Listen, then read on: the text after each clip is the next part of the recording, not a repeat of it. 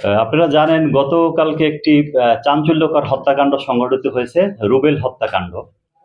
মানে শহরে আলোচিত একটি ঘটনা গতকালকে।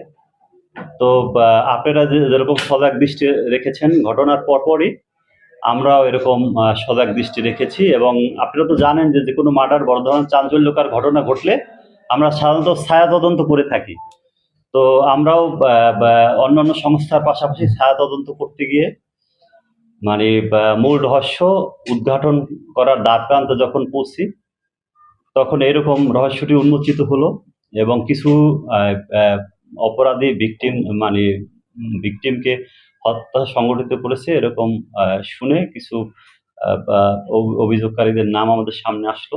মানে ঘটনাটা এরকম, রামকৃষ্ণ মিশন রোডে একটি বাসাতে ভিকটিম রুবেল হত্যা সংগঠিত হয়ে যাকে সে ভাড়া থাকতো, গত 1 মাস ধরে সে ভাড়া বাসায় ছিল।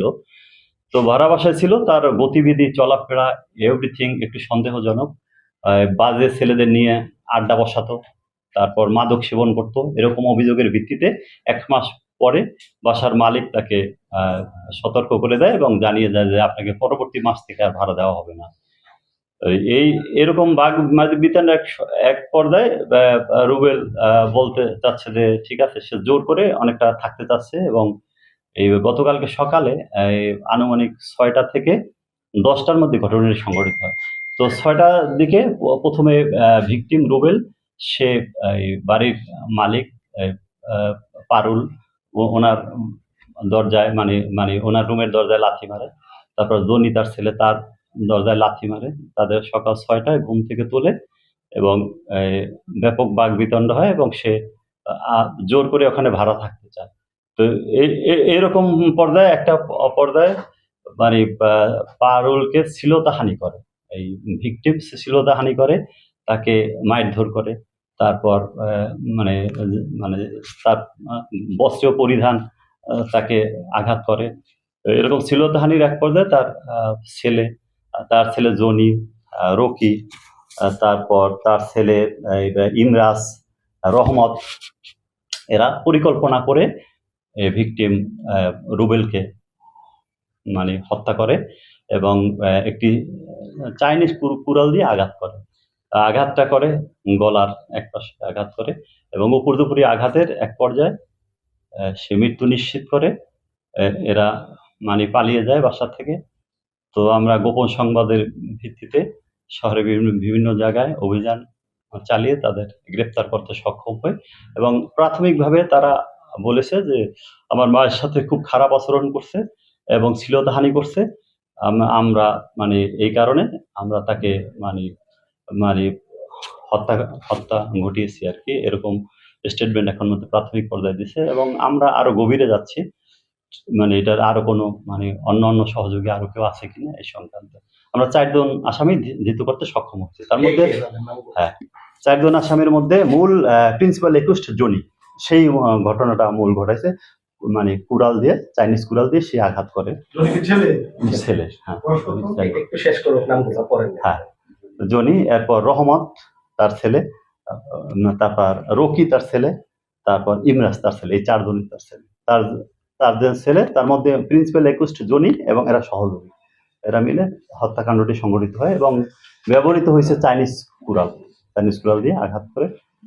এবং এই ঘটনাটি ঘটিয়ে জনির চাচা নাম আমজাদ তার কাছে গিয়েছিল যে আমরা তো এরকম একটা ঘটনা ঘটিয়ে ফেলছি, তো এখন আপনারা আমাদের সাথে যদি থাকেন তাহলে হেল্প হয়, যে ফ্যামিলির লোক।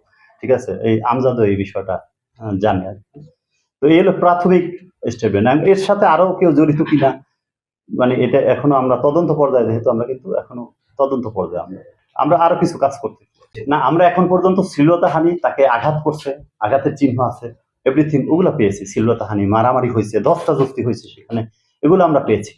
কিন্তু ধর্ষণের এটা চিকিৎসাধীন বিষয় এটা, এবং চিকিৎসকের ছাড়া তো আমরা তো কনফার্ম না। আর যেহেতু লেডি, আমরা তো ওইভাবে কনফার্ম না। ঠিক আছে, যদি কোনো এসে থাকে চিকিৎসক যদি কোনো এইভাবে করে তাহলে তো আমরা কিন্তু এছাড়া তো আমরা অভিযোগ করছে কিনা? না তারা তো নিয়ে আপনি তো বোঝেন যে তারা সেভ করবেন বিভিন্ন অভিযোগ করে এক এক সময়, তারা সব সময় তো সঠিক কথা বলছে এটার তো কোনো এখন পর্যন্তই নাই। মানে করবোরেট এভিডেন্স আরো সব মিলাতে হবে তো, ধরেন আমি বাঁচার জন্য একটা কথা বললাম কিন্তু করবোরেট আরো অন্য এভিডেন্স মিলতে হবে না। দর্শন যদি হয়ে থাকে তাহলে মেডিকেল রিপোর্ট ছাড়া কি কনফার্ম করা যাবে? আর আমি আপনি কি বলতে পারবো? ইভেন আমি মনে করি সাংবাদিকদেরও এই নিউজ করা উচিত না। সাংবাদিক তো এখন নিশ্চিত না যে ধর্ষণ হইতো কিনা। একমাত্র চিকিৎসক যদি রিপোর্ট বলে না রেপ হয়েছে তাহলে এখানেই কার, আবার ডিএনএ এর ব্যাপার থাকে। মাকে যদি ইনসাল্ট করে তাহলে একটা রিয়াক্ট হয়, ঠিক আছে, ওই রিয়াক্টটা একটু বেশি পর্যায়ে হয়েছে।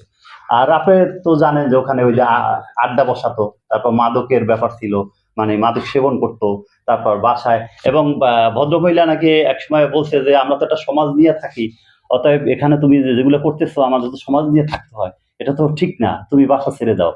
তো সব বাসা ছাড়তে চায় না, ফোর্স করে সে বাসায় থাকবে এবং সকালে কিছু ভাড়াও দিতে চাই, যে তারে বলে বের হয়ে যাচ্ছে আর সে কিছু ভাড়া দিয়ে ওখানে থাকতে চাচ্ছে। এই নিয়ে বাগবতীয় না।